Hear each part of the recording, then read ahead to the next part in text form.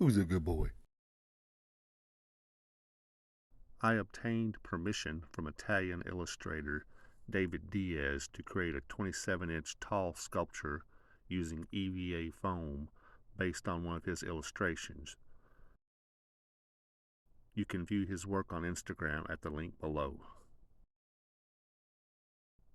When asked about the project I've been working on, I describe it as a mechanical fish spaceship. Upon seeing it, most people react with surprise, asking, "What the hell is that?" The first step in my process is to have a local printer produce a large format printout of the prop I want to create. This printout serves as a reference for getting the dimensions reasonably close. For this specific prop, I use PEX plumbing piping for support. I typically rely on an X-Acto knife for cutting the EVA foam, using a sharpening stone regularly to ensure smoother cuts. Different thicknesses of foam are used depending on the specific requirements. To refine the edges of the foam, I employ a Dremel tool, and I use super glue on small parts like this sculpture has. Afterwards, I apply a coat of Krylon primer to prepare the prop for painting with acrylics.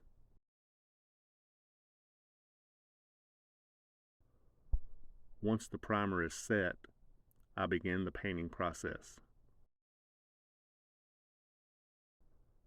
After painting with acrylic paint, I create a wash of watered down acrylics for weathering effects.